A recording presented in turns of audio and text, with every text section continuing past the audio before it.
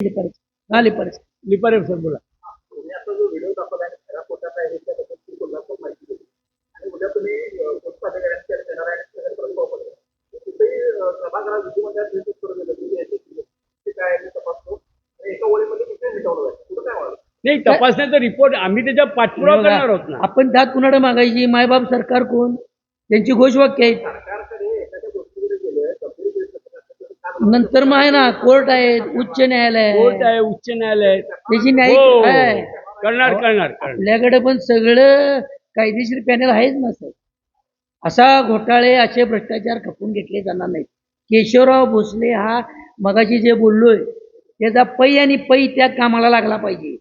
तिथे जर एका वर्क ऑर्डरमध्ये 40 लाखाचा डफला असेल, आता आमचं विरोधी पक्ष कामच आहे त्याचे आता पोस्टमार्टमच चालू.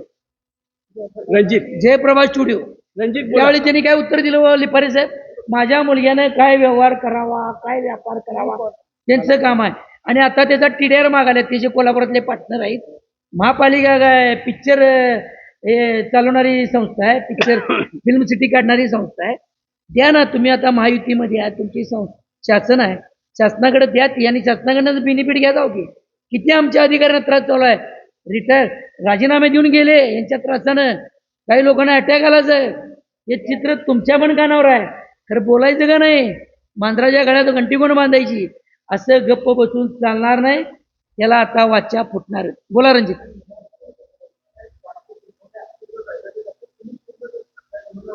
बोला.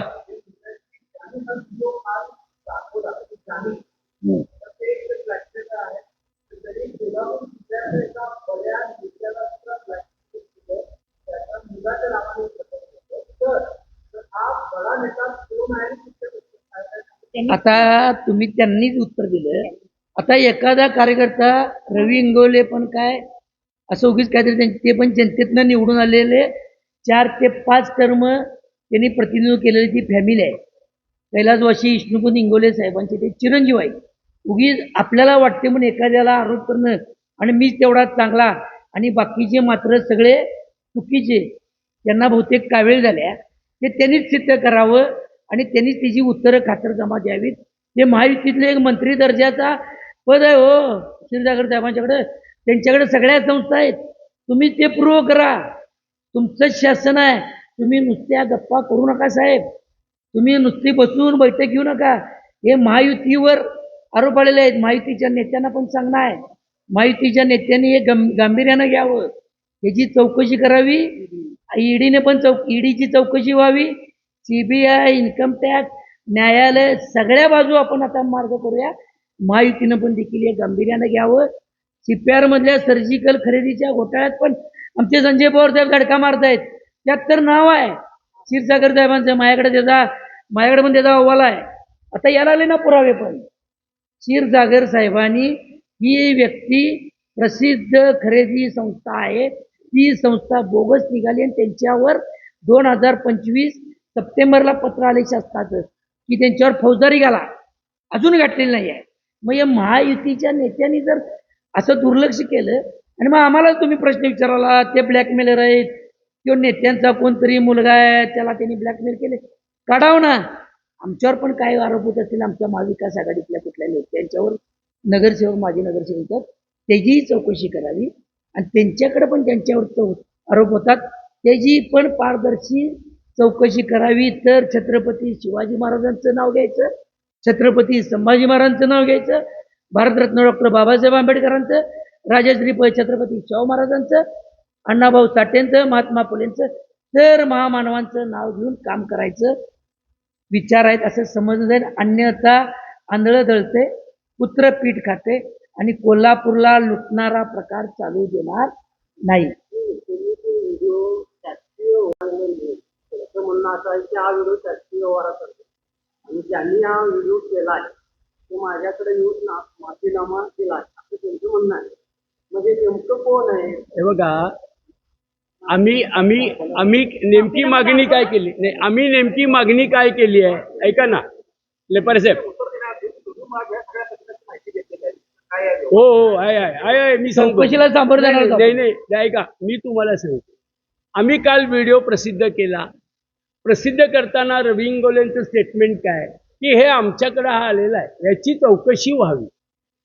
चौकशी करताना तो खाजगी जर व्यवहार असेल तर तो त्यांनी सिद्ध करावा ना, हा त्यांची जबाबदारी आहे ना. त्यांनी म्हणलेलं आहे की मला त्यांनी लेखी दिलेलं आहे, लेखी वगैरे काही दिलेलं नाही. त्याला मुंबईमधनं काल त्याला पळवून लावण्याचा प्रयत्न केलेला त्या माणसाला. तो आता मुंबईमध्ये नाही आहे, तो अज्ञात ठिकाणी आहे आणि त्याला प्रेशर करतायत की तू जर हे लिहून नाही दिलंस की हा मी दिलेलं नाही किंवा काही बोगस आहे तर तुला मी उलटं सुलटं करीन, म्हणून यांचे गुंड तिकडे निघालेले आहेत. पण तोही तयारीचा माणूस आहे, तो यांना वकणार नाही, तो त्यांना वाकणार नाही, तो याचा पाठपुरावा करून शेवटपर्यंत करणार. आणि वैशिष्ट्य म्हणजे मी तुम्हाला सांगतो अजून एक पार्ट त्यातला, त्यांचे जे 2 नावं आहेत ना देतायत की 1% दिलाय राहुल आणि प्रशांत. राहुल, त्यांना बँक थ्रू एंट्री दिली आहे, ऑफिशियल बँक थ्रू एंट्री दिलेली आहे आणि त्याची देखील आमच्याकडे माहिती आहे. कुठल्या बँकेतनं कुठल्या तारखेला किती अमाऊंट गेली त्याचं लेखी स्टेटमेंट आहे. म्हणून आमचं म्हणणं आहे की आमची पण चौकशी करा. आम्ही हा व्हिडिओ व्हायरल केलेला आहे, आमची चौकशी करावी आणि चौकशीमध्ये जे सिद्ध होईल त्याप्रमाणे आम्ही जर बोगस असू, आम्ही जर खोटा हे केलं तर आम्हाला शिक्षा द्या. पण आम्ही म्हणतच नाही आहे ते बोगस नाही. ते सिद्ध करणारी यंत्रणा CID आहे, सिद्ध करणारी अँटी करप्शन आहे, सिद्ध करणारा SP आहे. म्हणून तर आम्ही उद्या त्यांच्या दारात निघालोय. अहो नाव ऐका ना, नाव आहे की असं काय त्याचे दादा, PA. कोल्हापूरचे पत्रकार आहात आपण. पहिलं नाव आहे. हा? राहुल आणि प्रशांत 2 नाव आहेत ना. नाव आहे ते पूर्ण नाव काय? नाही ती कशाला पाहिजे तुम्हाला पूर्ण? आता आम्ही एवढं सगळं सांगायला तुम्ही- चौकशीत सांगू ना. तुम्ही नावं दिल्या तुम्ही लगेच चौकशी पूर्ण करून शिक्षा देणार आहात? तुम्ही चौकशी आयोग आहे असं करू नका. साहेब, नाही, असं काय आहे बघा. आमचीच चौकशी लावालाय तुम्ही. मगाशी त्यांनी आरोप केले, त्यांच्याकडे माफीनामा लावला तुम्ही. हा, नाही नाही, yes. ऐका ऐका की दाखवणार आहे, योग्य वेळी दाखवणार. योग्य वेळी दाखवणार. एक मी तुम्हाला एका वाक्यात सांगतो. या अनुषंगाने आमच्याकडे आणखीन डिटेल माहिती आहे. Yes. आज जर आम्ही पेपरबाजी केली तर त्या माहितीला एक स्टॅबिलिटी येणार नाही. म्हणून ती माहिती पोलिसांना देण्याची आमची तयारी आहे. पोलिसांनी आमच्याकडं म्हणून तर आम्ही उद्या चौकशी मागितलेली आहे ना, की आम्ही चौकशीमध्ये ते सगळे पेपर्स, ते बँक अकाउंट काय आहे ते सगळं सादर करायला तयार आहे. त्या व्यक्तीच्या जीवितास धोका आहे, हा, आपल्या सगळ्यांची जबाबदारी आहे. एखादी व्यक्ती आपल्या जीवावर उदाहरण घेऊन जो भ्रष्टाचाराचा भस्मासूर उघड आणत असेल तर त्याच्या एक एक कृतीला आपण समर्थन दिलं पाहिजे, त्याच्याबरोबर राहिलं पाहिजे किंवा आपण त्याची न्यायिक चौकशी तर केली पाहिजे. का उगीच एखाद्याला खोटं ठरवायचं आणि आत्ताच आपण त्याचं सगळंच खोटं आणि एखादी बाजू खरीच आहे. मग लोकशाहीमध्ये पारदर्शकता, तिसरा स्तंभ, लोकप्रतिनिधी आणि प्रशासन हे त्रिकोण आहे ना. आपण जाऊया ना, एक एक पुढे जाऊया.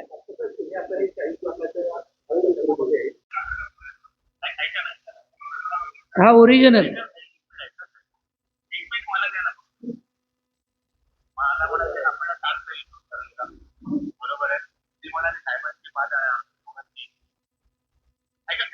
त्याप्रमाणे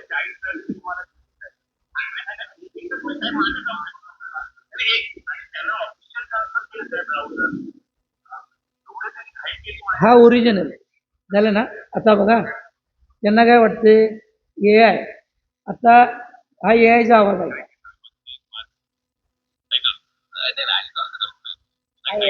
हा AI आता AI काय कोणी करू शकतं, AI जनरेटरचं सगळं नॉलेज आले. आता आम्ही जे म्हणतो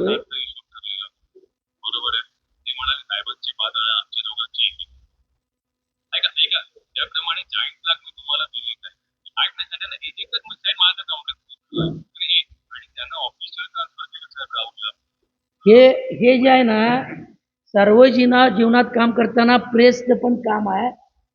ब्लॅकमेलरनं केलं काय, कुणी विरोधकांनी केलं काय, किंवा एखादा RTI कार्यकर्ते करतात काय, ह्याच्या अगोदर मोठमोठ्या केंद्र सरकारवर RTIच्या कार्यकर्त्यांनी किंवा साध्या कार्यकर्त्यांनी आरोप केले, त्याला लगेच त्याचं शहानिशा चालू झाली. आता या डायरेक्ट AIनं काय होतं आणि ओरिजिनल काय आहे ह्याच्यावर बोला ना. आणि ती व्यक्ती म्हणते 60 ऑफिशियली मी ट्रान्सफर केले, त्याच्याकडे पुरावे आहे असं यात व्हिडिओमध्ये दिसतंय. मग हिची खातरजमा करायची की नाही तुम्ही आणि आम्ही मिळून? का भ्रष्टाचार करणाऱ्याला काय पण तो खुलासा देणार, तो काहीतरी सांगणार आणि आपण गप्प बसायचं का? आपलेच पैसे आहेत टॅक्स रुपी, तो काहीतरी सांगायला आल्यात. मला लोकांनी निवडून दिलंय, आम्ही 10 विरुद्ध 0 आहोत, उगीच विरोधी नेत्यांच्याकडे काहीतरी डायव्हर्शन चालू आहे. गप्प बसायचं का? सांगा. मीडियाला देखील प्रश्न आहे, विचारायचंच नाही काय?